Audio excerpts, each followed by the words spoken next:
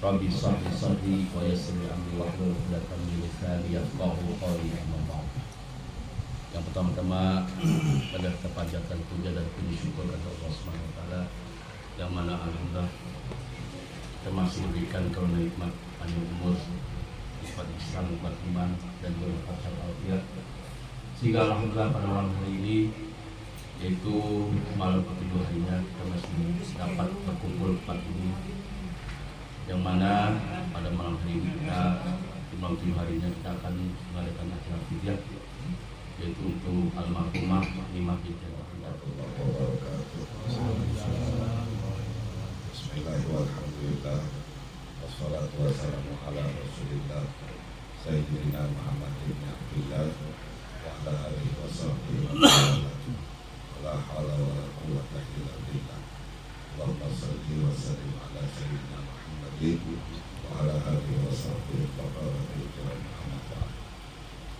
Hadratul Alamin, para asatidz, para sesepuh, para tokoh masyarakat, para pengurus wilayah, dan para hadirin sekalian rahimahumullah. Alhamdulillah wa syukurillah, malam ini selepas selesai sholat isya kita dapat hadir berkumpul di tempat kediaman saudara kita, yaitu Bapak Ajit, ya, dalam rangka 7 hari orang tuanya sekaligus fidyah. Tadi disampaikan tentang fidyah.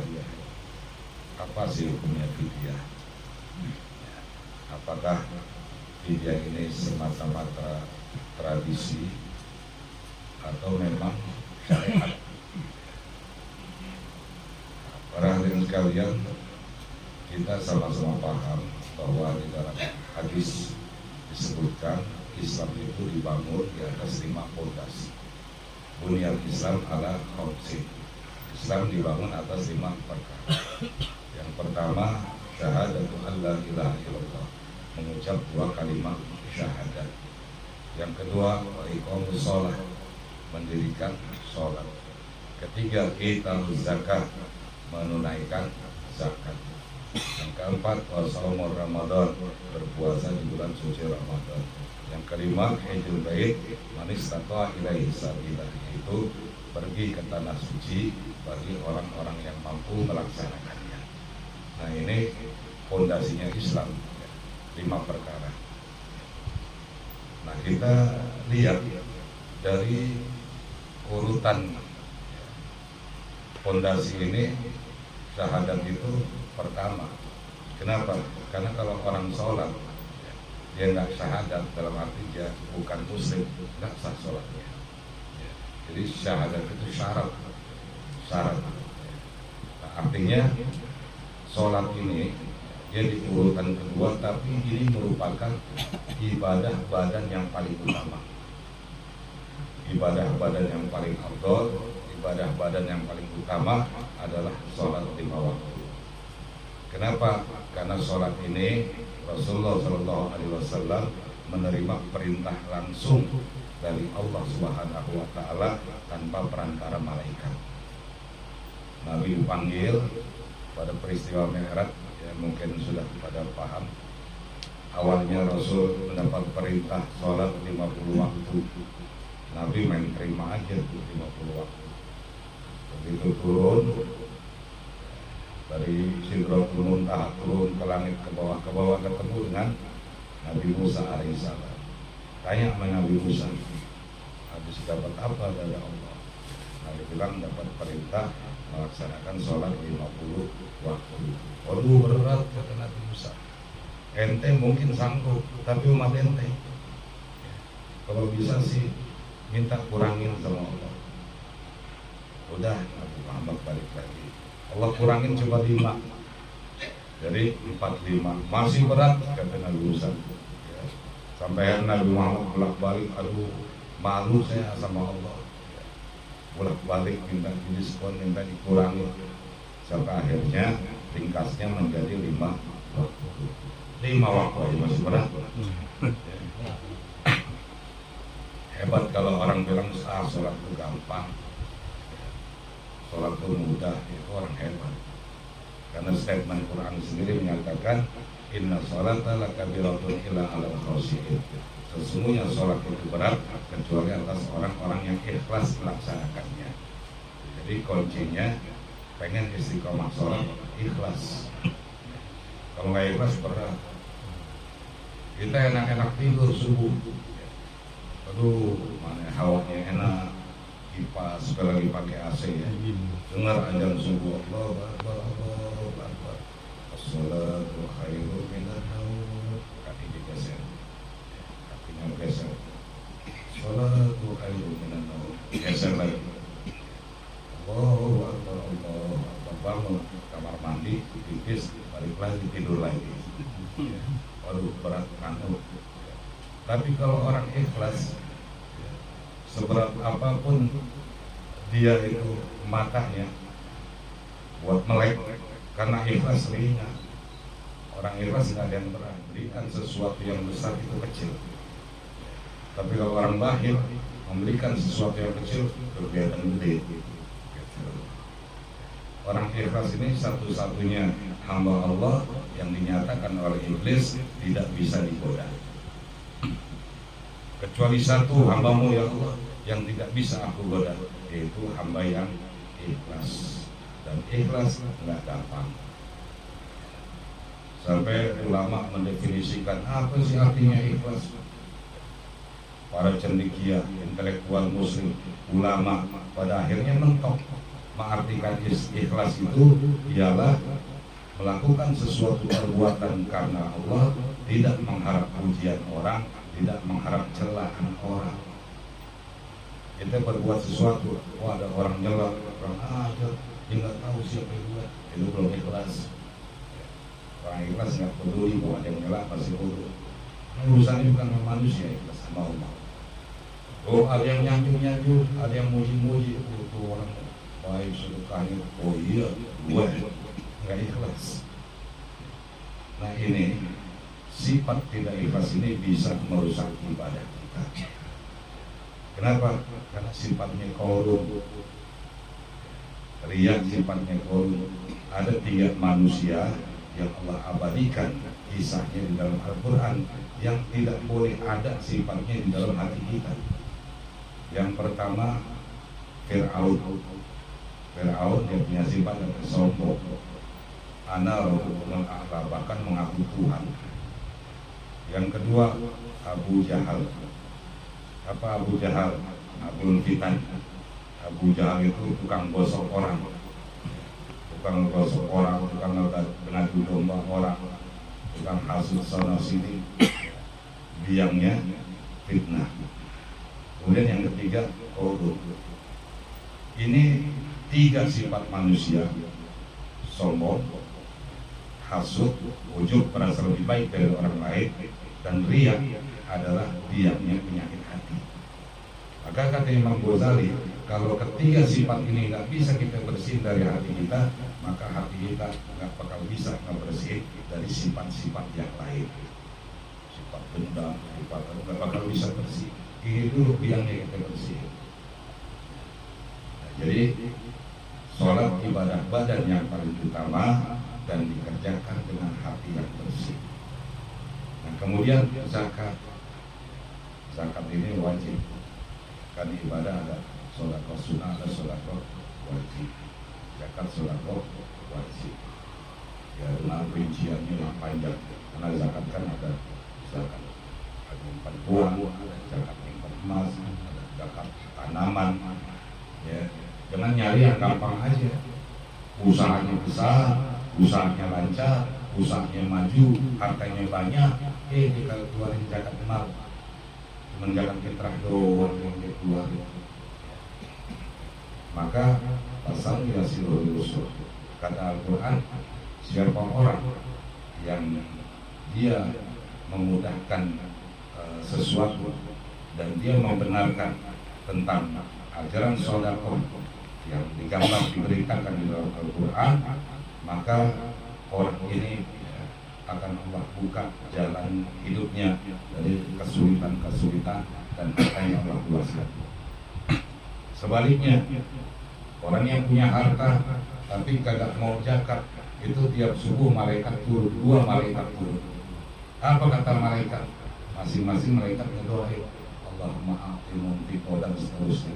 Ya Allah, hancurkan harta orang kaya itu, bikin rusak harta orang kaya itu, binasakan hartanya. Maka doa malaikat siapa ya Allah? Bisa jadi hartanya akhirnya habis dirok-rok, bisa jadi ditipu orang. Bahkan kata Syekh Nawawi Al-Bantani, bisa jadi kebakaran. Kalau di kebakaran, orang kampung juga kena. Itu. Dan zakat ini hitungannya nggak hilang. Kalau dia nggak keluarin, Allah catat. Nanti Allah tagih dengan cara Allah, maka uangnya habis, hancur, lebih dari harta zakat. Jadi ulama dari pengikut Imam Madhab sepakat bahwa yang namanya 3 hari, 7 hari itu tidak dilarang. Dan doa orang yang hidup kepada orang yang mati sampai. Adapun ayat Quran surat Al-A'raf yang menyatakan wa in lil insan illa masa'a, sesungguhnya bagi manusia dia akan mendapatkan pahala dari bacaannya sendiri, bukan dari orang lain. Ayat ini turun di dalam peristiwa sholat, bukan di luar sholat. Artinya kalau di dalam sholat, bacaan-bacaan kita itu pahalanya dari kita sendiri, bukan imam bacaannya pahalanya kita yang dapat. Enggak, masing-masing. Kalau di luar sholat bisa. Makanya kalau Jumatan itu Nabi suka doa, Rabbana ighfir lana wa li ikhwanina alladziina sabaquna bil iman. Sama kayak waktu Jumat kan bacanya doa itu. Ya Allah, ampuni kami dan ampuni sahabat-sahabat kami yang lebih dahulu telah pergi meninggalkan kami. Nabi doain orang yang meninggal para sahabatnya. Kalau nggak boleh, nggak mungkin Nabi doa seperti itu. Kalau nggak nyampe, nggak mungkin Nabi doa seperti itu. Maka tuh ini tidak terjadi di zaman Nabi. Maka perbuatan tahlil 3 hari, 7 hari, kemudian 15 hari, 25 hari, 40 hari, 60 hari, kemudian setahun, ini kektisan yang dianjurkan oleh para ulama. Berawal dari mana? Dari kitab Kasbul Ghaibiyah dan kitab Taqa'iq itu ada diceritakan bahwa pada hari ketiga ruh ini minta izin sama Allah, pengen nengokin keluarga. Gimana keluarganya? Ini ruh ini turun, nggak datang ke rumah, dan zero jelas sama itunya, dia turun ke langit dunia, lalu hijab Allah buka, kelihatan keluarganya benar pada ribut apa enggak, pada maksiat apa enggak, rumah setelah ditinggal menjadi tempat maksiat apa enggak, itu dia lihat. Kalau lihat enggak benar, dia sama orang tua masih hidup, gimana sih kalau anak benar batinnya. Oh kalau dilihat dia udah ada tahlil, lagi ada video, senang. Kemudian hari ke-7 minta izin lagi, ada 7 hari. Hari ke-15, hari ke-25, kemudian 40 hari dan tiap tahun. Kalau ruh izin bisa pulang ke rumah, enak benar. Kenapa? Karena manusia itu ketika dia meninggal dunia, ada yang tidur bangun-bangun kiamat, ada yang disiksa sampai hari kiamat, siksa kubur, azab kubur. Kita akidah Ahlussunnah wal Jamaah meyakini adanya azab kubur. Bagaimana disebutkan dalam Al-Quran surat Al-Baqarah, alladzina yu'minuna bil ghaibi. Dan ciri orang-orang yang beriman itu mereka percaya dengan yang gaib. Apa yang gaib itu? Imam Jalaluddin menyatakan bahwa yang gaib itu bima qawa'anhum minal ba'si wan nar wal jannah. Yang gaib itu ialah adanya pembangkitan di padang mahsyar, adanya surga, adanya neraka, adanya siksa kubur. Orang beriman harus percaya kubur. Nah, gimana kalau orang yang dapat siksa kubur? Dapat siksa kubur ketika di dalam kubur itu dia dapat siksa, itu Allah kembalikan ruhnya masuk ke jasadnya lagi. Kalau cuma jasadnya doang disiksa, ruhnya kagak ada, kagak berasa. Masukkan lagi ruhnya. Ulama beda-beda pendapat, ada yang menyatakan masuk ruhnya cuma sampai dada. Ini kata Syekh Nawawi Banten. Ada yang menyatakan masuk ruhnya ke seluruh tubuh. Ini yang kuat. Jadi siksa dia di dalam kubur, ada siksa orang yang dari sholat, ada siksa orang macam-macam siksaan di dalam kubur.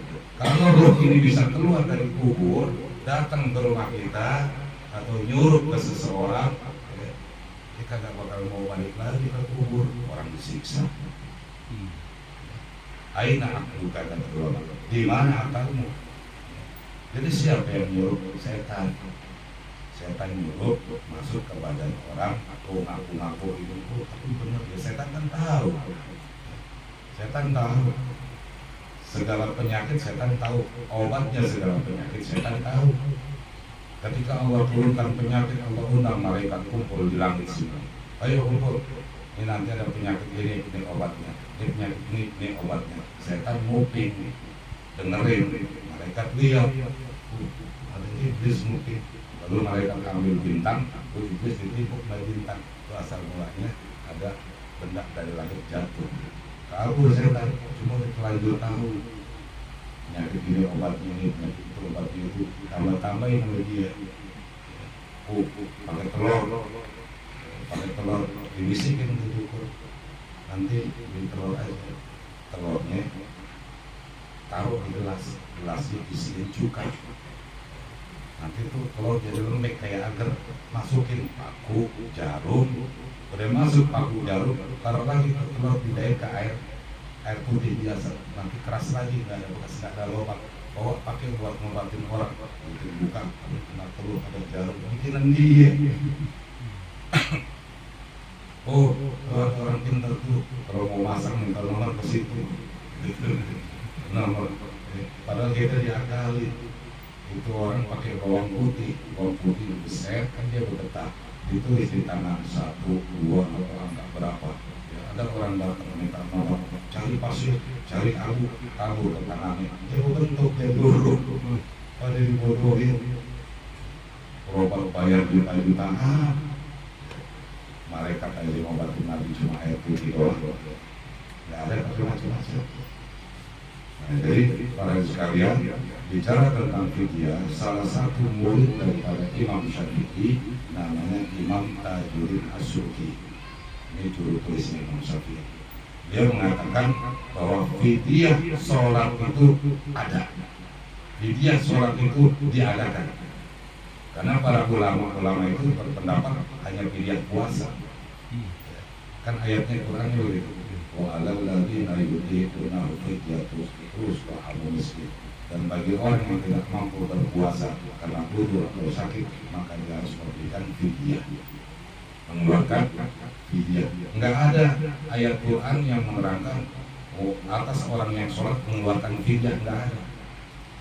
Yang ada itu puasa. Tapi bukan berarti kalau tidak ada lafadznya dalam Al-Quran lalu ada hukumnya, enggak berarti begitu. Kadang ada lafadznya dalam Al-Quran tapi hukumnya enggak ada. Contoh, wasiat takwa Jumatan.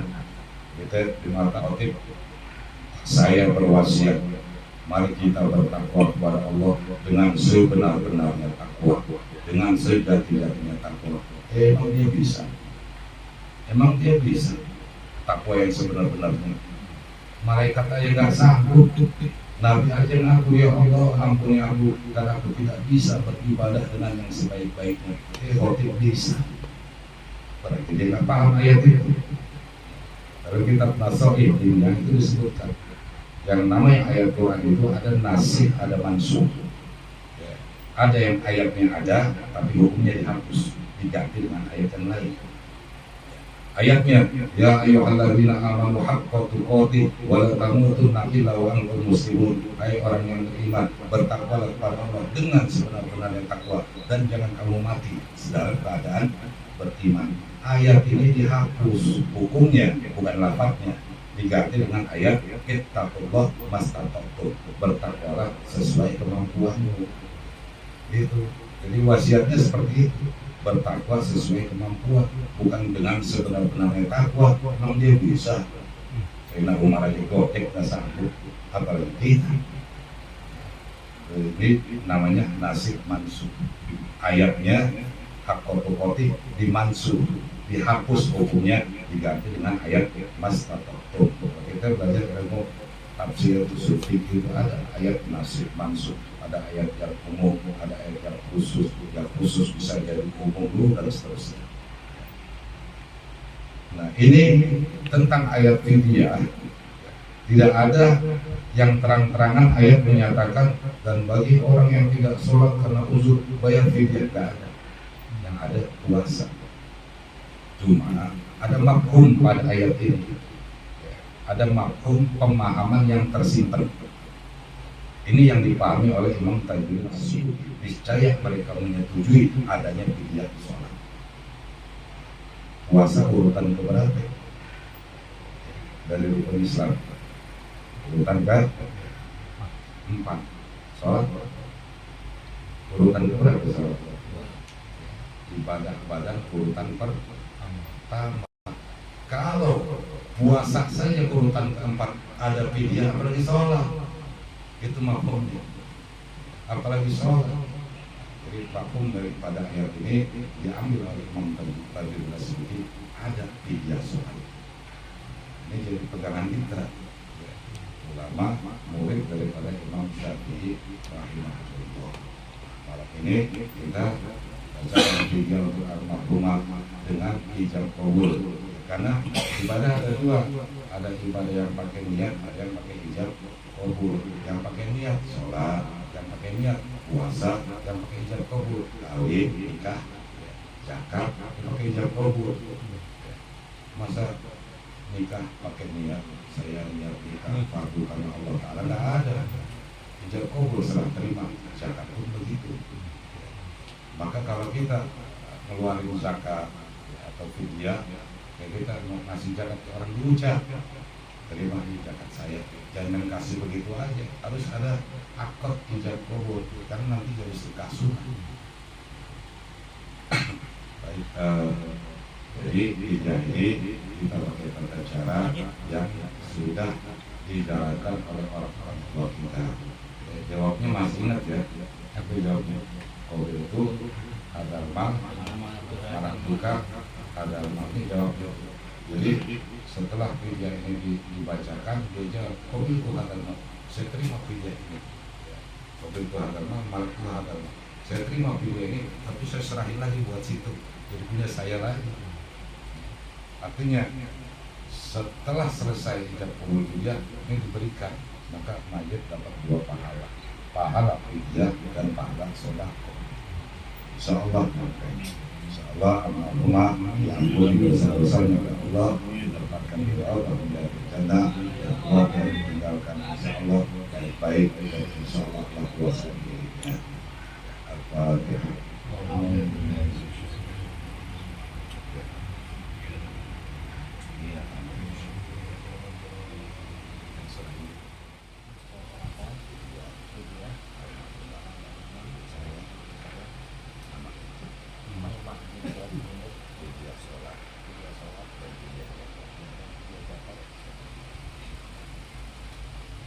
Bismillahirrahmanirrahim. Al-Fatihah. Allahu akbar. Maqasidana wa ana bi niyatil qabul wa tamam kulli surah maqbul. Wa ila hadratina Mustafa Muhammad sallallahu alaihi wasallam.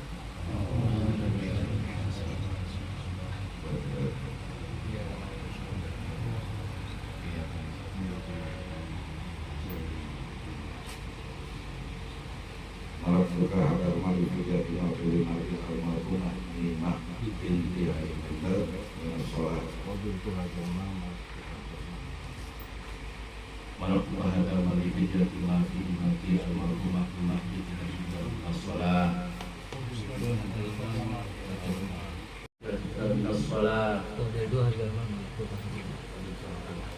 Malatuka hadama li jadi mati di mati almarhumah di mati dan minas sholat.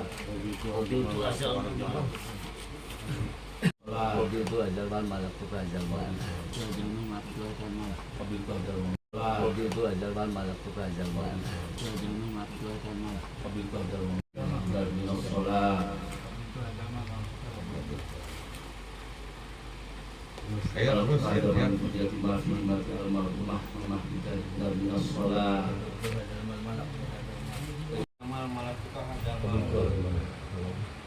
Malatuka hadal mali fil yatima fi dimati almarhumah di mati dan benar minas saum.